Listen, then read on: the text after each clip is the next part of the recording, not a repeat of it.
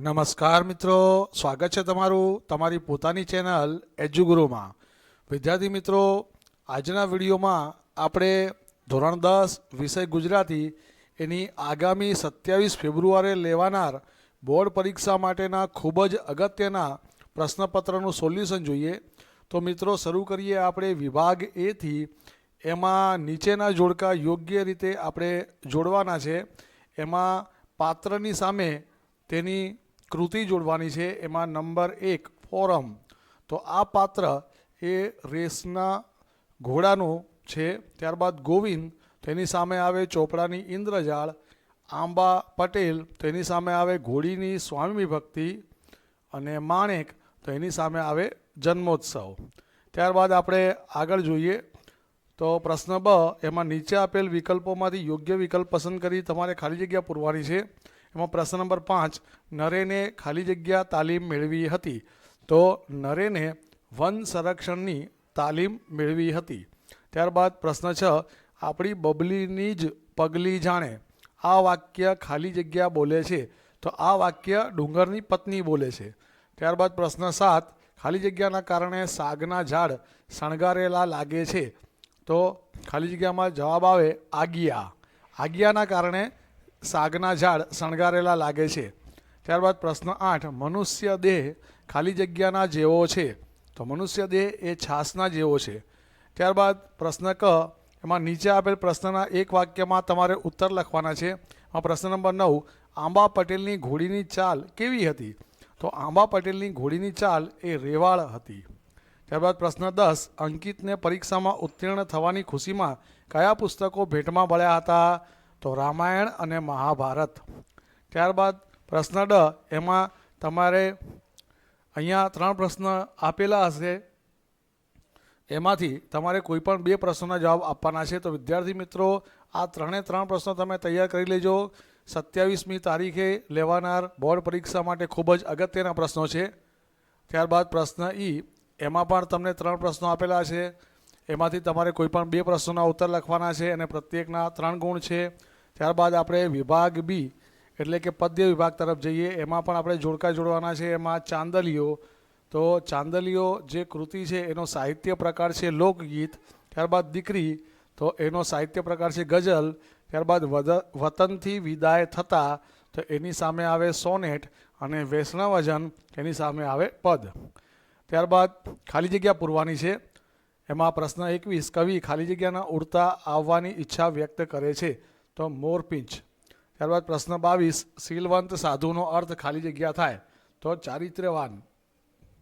ત્યારબાદ પ્રશ્ન 23, સ્વજન સુધી ખાલી જગ્યા લઈ જશે. તો દુશ્મનો. અને પ્રશ્ન 24, ખાલી જગ્યા બનવું દુર્લભ છે. તો કુલદીપક. ત્યારબાદ આપેલા પ્રશ્નના એક વાક્યમાં ઉત્તર લખવાના છે. એમાં પ્રશ્ન નંબર 25, પંખીને પામવા કવિ શું કરવાનું કહે છે. તો પંખીને પામવા કવિ ગીત સંભળાવવાનું કહે છે. ત્યારબાદ પ્રશ્ન 26, કવિ કયા વૃક્ષની નીચે બેઠા હતા. તો કવિ એ મહુડીના વૃક્ષની નીચે બેઠા હતા. ત્યારબાદ નીચે આપેલા પ્રશ્નોના 3-4 વાક્યમાં ઉત્તર લખવાના છે. એમાં તમને 3 પ્રશ્નો આપેલા હશે. એમાંથી તમારે કોઈ પણ 2 પ્રશ્નોના ઉત્તર લખવાના છે અને પ્રત્યેકના 2 ગુણ છે.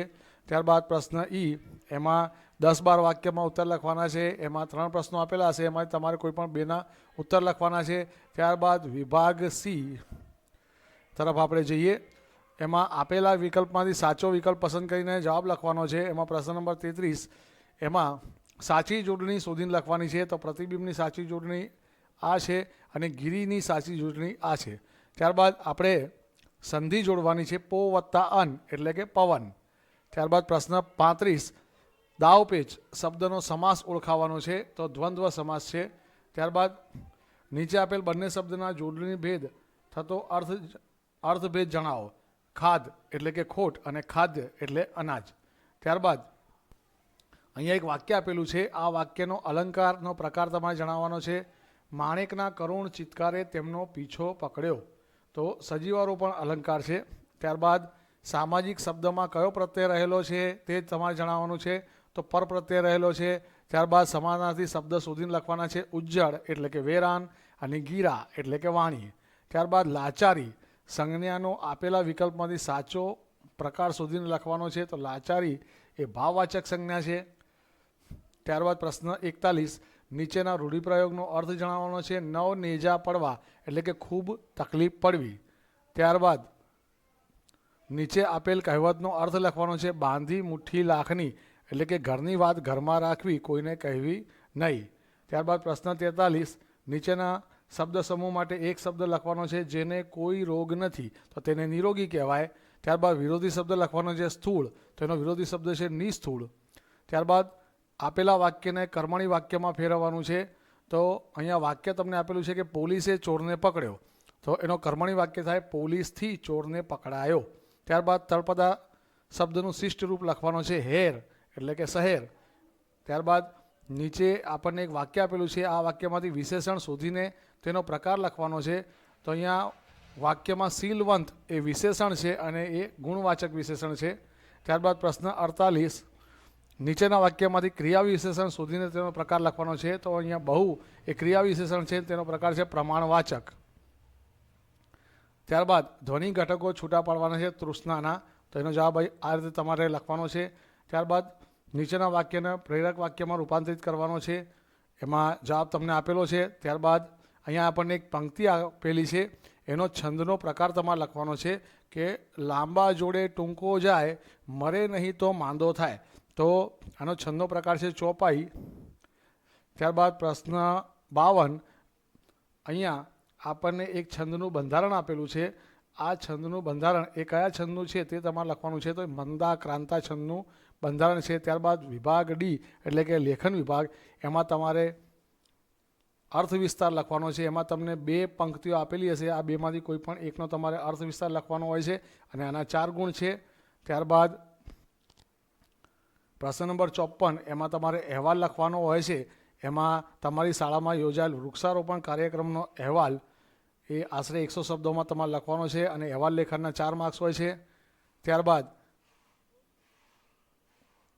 તમને અહીંયા એક ગદ્યખંડ આપેલું છે. આ ગદ્યખંડનું તમારે ત્રીજા ભાગમાં સંક્ષેપીકરણ કરીને આને યોગ્ય શીર્ષક આપવાનો છે. આના પણ 4 માર્ક્સ છે.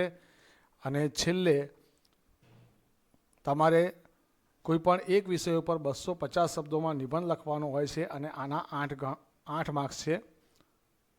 તો આ રીતે તમારું આગામી 27મી ફેબ્રુઆરીએ જે ગુજરાતીનું પેપર હશે એ આ રીતનું પેપર પૂછાશે વિદ્યાર્થી મિત્રો. તો આ રીતે તમારે વિભાગ વાઇઝ તૈયારી કરવાની છે વિદ્યાર્થી મિત્રો. આ ખૂબ જ અગત્યનું પ્રશ્નપત્ર છે, એટલે આ પ્રશ્નનો જવાબ તો તમે અવશ્ય તૈયાર કરજો જ. તો વિદ્યાર્થી મિત્રો, તમને આગામી બોર્ડ પરીક્ષા માટે wish you all the best.